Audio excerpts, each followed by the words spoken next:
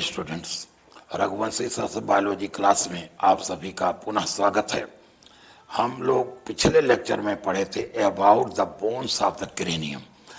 इस लेक्चर में हम लोगों को शुरू करना था वर्टिब्रल कॉलम। बहुत अच्छी तरीके से आप लोग समझिएगा, क्योंकि एग्जामिनेशन पॉइंट ऑफ व्यू से ये काफ़ी इम्पॉर्टेंट टॉपिक है वर्टिब्रल कॉलम। बच्चों, अगर आप देखो तो presence of vertebral column is the characteristic feature of vertebrate. हम लोग वर्टिब्रेट हैं। क्यों वर्टिब्रेट हैं?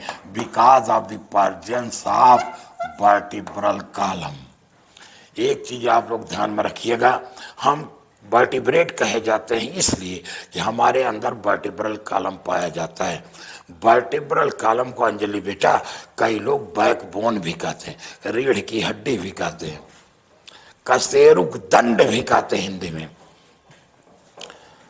अब अगर बात करें, कहते हैं vertebral column is form by the modification of notochord.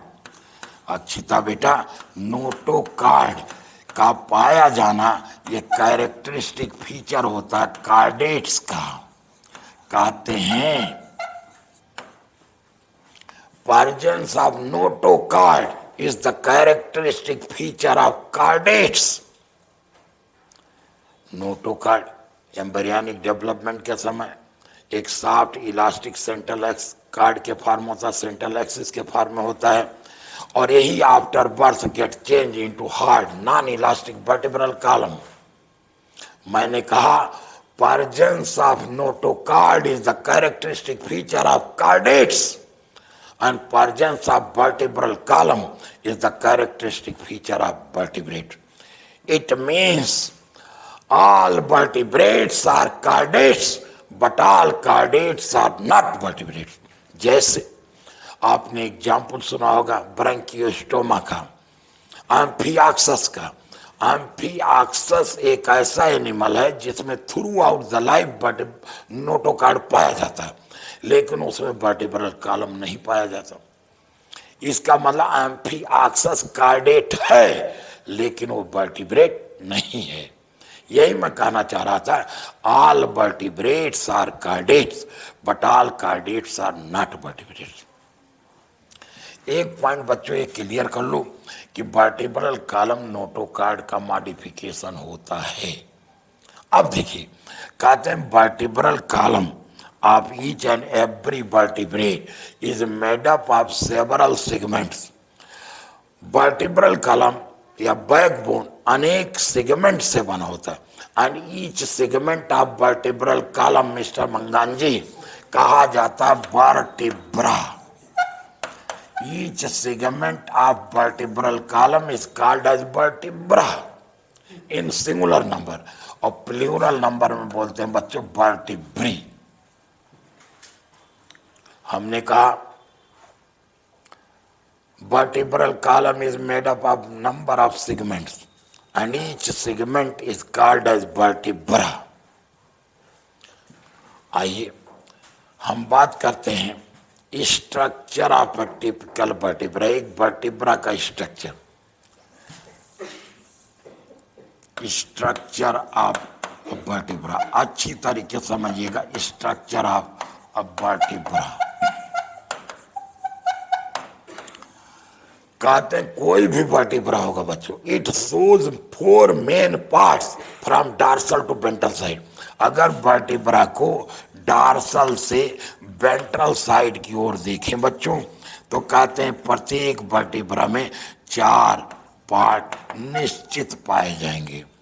कौन कौन से? डार्सल मोस्ट पार्ट होगा न्यूरल स्पाइन, न्यूरल स्पाइन। इसके बाद दूसरा पार्ट होगा न्यूरल आर्च, न्यूरल आर्च, और तीसरा पार्ट होगा बच्चों न्यूरल कैनाल, और चौथा पार्ट होगा बच्चों सेंट्रम। हमने कहा कोई भी वर्टिब्रा देखोगे डार्सल टू वेंट्रल साइड तो 4 मेन पार्ट मिलेंगे, neural spine, neural arch, neural canal and Centrum. ध्यान दीजिएगा बच्चों, मैं ये नहीं कह रहा हूं कि 4 ही पार्ट पाए जाएंगे, मैंने कहा 4 मेन पार्ट पाए जाए, इसके अलावा कुछ पार्ट पाए भी जा सकते हैं, नहीं भी पाए जा सकते हैं, लेकिन 4 लगभग सब में पाए जाते हैं। अगर हम आपको फिगर में समझाएं इस तरीके से, देखिए हमने कहा मान लो बच्चों ये जो है एक वर्टिब्रा जिसका ये न्यूरल स्पाइन है, ये न्यूरल स्पाइन है, हमने कहा ये न्यूरल यानी एस लिख दें न्यूरल स्पाइन, और यहां पर बच्चों ये है न्यूरल आर्च, ये अन्य लिख दिया न्यूरल आर्च। दूसरा पार्ट यहां पर हमने दिखाया बच्चों न्यूरल कैनाल, या नसी लिख दिया न्यूरल कैनाल, और यहां पे ये होगा चौथा पार्ट सेंट्रम। हमने कहा each vertebra shows 4 main parts from dorsal to ventral से, इधर हमने डार्सल दिखाया, इधर हमने वेंट्रल दिखाया। मान लीजिए हमने एक वर्टिब्रा लिया, जैसे इधर ये डार्सल पार्ट है न्यूरल स्पाइन, और ये हमने लिया वेंट्रल, क्या हुआ सेंट्रम। तो ये डार्सल है, और यहाँ पे अगर थोड़ा स्वेल्ड होता तो हम कहते हैं न्यूरल आर्च है, ये न्यूरल कैनाल और नीचे सेंट्रम। अब जरा समझिए, आप कहेंगे इसका फंक्शन क्या होगा, जरा ये बताइए, ध्यान दीजिएगा। ये हम इधर शुरू करते हैं सेंट्रम। जैसे मान लीजिए एक वर्टिब्रा है, इसका ये डार्सल साइड है, न्यूरल स्पाइन है, यहाँ न्यूरल आर्च होगा, ये neural canal, this is the Centrum. ऐसे एक न्यूरल स्पाइन ये है, न्यूरल कैनाल है, सेंट्रम है। जैसे एक वर्टिब्रा है, दूसरा वर्टिब्रा ऐसे अगर जुड़ेगा, ऐसे एक का सेंट्रम दूसरे के सेंट्रम से जुड़ेगा, इसका मतलब one vertebra gets articulated with other vertebra by the help of centrum. Centrum का काम क्या होगा, articulation of one vertebra with other vertebra, मतलब सेंट्रम एक वर्टिब्रा को दूसरे वर्टिब्रा से जोड़ने का काम करता है। अब बच्चों देखो, जैसे इधर देखो, ये सेंट्रम जुड़ा, ये न्यूरल कैनाल, ये न्यूरल कैनाल आपस में एक दूसरे के सीध में हालो ट्यूब लाइक स्ट्रक्चर बनेंगे, और इस न्यूरल कैनाल के अंदर क्या पाया जाएगा, इस तरीके spinal cord. It means neural canal क्या करता है, it protects the spinal card. तो देखिए हम 2 पार्ट का फंक्शन बात, एक तो बताया आपको सेंट्रम का काम हुआ articulation of one vertebra with other vertebra. Articulation माने जोड़ना, हमने कहा articulation of one vertebra with other vertebra. और न्यूरल कैनाल का फंक्शन बताया protection of the spinal card. अब अक्षिता बेटा आपसे अगर पूछें what is the function of Centrum, very good, it connects one vertebra with other, लेकिन बायोलॉजी में टर्म आर्टिकुलेशन ज्यादा अच्छा है। It helps in the articulation of one vertebra with other vertebra. Mister Saqib Khan, अगर आपसे पूछा जाए what is the function of neural canal, So it protects the spinal cord. It protects the spinal cord, very good, ये spinal cord की सुरक्षा करता है। लोग कहते हैं शिवांजलि जी बहुत टफ लग रहा है क्या, नहीं ना, वेरी गुड। अब देखो बात आती न्यूरल स्पाइन न्यूरल, 2 पार्ट और बचे, इनका फंक्शन क्या होगा। कहते हैं बच्चों ये जो वर्टिब्रल कॉलम है इनसे मसल भी तो जुड़ी होती हैं। अभी आपने कहा Centrum helps in the articulation of one vertebra with other vertebra, neural canal protects the spinal card. कहते हैं neural spine and neural arch both provide surface area for the attachment of muscles. कहते हैं both provide surface area, both provide surface area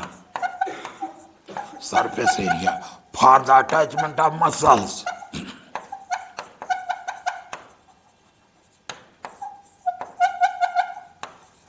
किसी को कोई problem यहां तक, देखो अब मैं फिगर को चेंज कर दे रहा हूं, यहां ला रहा हूं। ये देखिए हमने कहा मान लीजिए कोई वर्टिब्रा है, इसका डायग्रामेटिक स्केच हमने बना दिया। अभी हमने यहाँ लिखा नंबर 1, इसको दिया number 2 and this one is number 3 and this one is number 4। मेरा क्वेश्चन है गौरी सेन से, गौरी सेन बेटा नंबर 1 का नाम बता दो। Very good. Number 2. Good. Neural. Number 3. बहुत अच्छा. नंबर 4. एक्सीलेंट. बहुत अच्छा. देखिए लोग कहते हैं बहुत टफ है, लेकिन बहुत ही आसानी से इसको हम लोग सीख रहे हैं. अब यहाँ पर साकिब भाई आपसे पूछते हैं, what is the function of Centrum? So it articulates one vertebra to the other. It articulates one vertebra with other vertebra. What is the function of number 3? 3 का नाम क्या मंगन भाई? स्पाइनल कैनाल नाम नहीं है, इसका नाम न्यूरल कैनाल बोला था. और न्यूरल कैनाल का फंक्शन क्या है सब बेटा? Very good. It protects the spinal card. और नंबर 2 क्या है शीतल जी? न्यूरल आर्च का फंक्शन क्या है? बहुत अच्छा. और नंबर 1 क्या है? Neural spine. And it also provide surface area for the attachment of muscle. यहां तक किसी कोई प्रॉब्लम नहीं. इसी तरीके से each and every concept clear करते चलिए. ठीक है. अब देखिए इसके बाद कुछ एडिशनल पार्ट्स भी वर्टिब्रा में पाए जाते हैं. जैसे देखिए कुछ वर्टिब्रा ऐसे होते हैं, जैसे यहाँ पे एक पार्ट एडिशनल पार्ट ये पाया जाता है. इसको बच्चों हम लोग कहते हैं ट्रांसवर्स प्रोसेस. Transverse process. लेकिन ये जो ट्रांसवर्स प्रोसेस है ना, ये कोई जरूरी नहीं कि सभी वर्टिब्रा में, कुछ में पाए जाते हैं और कुछ में नहीं पाए जाते हैं. इसके बाद एक यहां देखिए एंटीरियर साइड में दिख रहा है, ये इसको कहते हैं बच्चों प्रीजाइगोपोफाइसिस. प्रीजाइगोपोफाइसिस. ट्रांसवर्स प्रोसेस कहां पाया जाता है? कहते हैं it is present on either side of the neural canal. That is, देखिए ये कहते हैं न्यूरल कैनाल के प्रत्येक लेटरल साइड में पाया जा रहा है. इसका क्या फंक्शन है? कहते हैं it provide additional surface area for the attachment of muscle. Muscle के अटैचमेंट के लिए और ज्यादा एरिया देता है. इसका मतलब जिन वर्टिब्रा में ट्रांसफर प्रोसेस होगा वहां पे ज्यादा मसल जुड़ेंगी. इसके बाद बच्चों ये एंटीरियर साइड में पड़ा, जैसे मान लीजिए वर्टिब्रा था डार्सल, ये वेंट्रल, तो यहाँ पे एंटीरियर.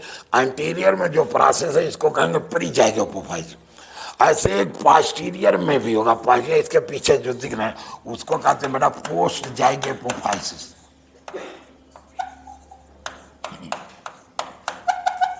ये जो प्री एंड पोस्ट जाइगोपोफाइसिस है, जो प्री एंड पोस्ट जाइगोपोफाइसिस है, they also helps in the articulation of one vertebra with other vertebra so that small movement can be possible in the vertebral column. ये भी एक वर्टिब्रा को दूसरे जोड़ते हैं जिससे वर्टिब्रल कॉलम में हल्का मूवमेंट हो सके. जैसे मान लीजिए हम झुकते हैं तो वर्टिब्रल कॉलम में झुकाव हो रहा है. ये जो झुकाव पॉसिबल है ये उन्हीं ज्वाइंट पे पॉसिबल है जहां पर प्री एंड पोस्ट जाइगोपोफाइसिस हैं. तो इस तरीके से हम लोग देख रहे हैं वर्टिब्रल कॉलम. और हम लोगों ने पढ़ा structure of vertebra. Structure of vertebra में किसी को कोई प्रॉब्लम तो नहीं. तो हम लोगों ने अभी देखा जनरल स्ट्रक्चर ऑफ वर्टिब्रा जिसमें कई पार्ट्स देखे. अभी इस लेक्चर में यहीं तक हमें पढ़ना था. नेक्स्ट लेक्चर में इसी के आगे कंटिन्यू करेंगे, फिर देखते हैं अगला part. Now this is all for this lecture.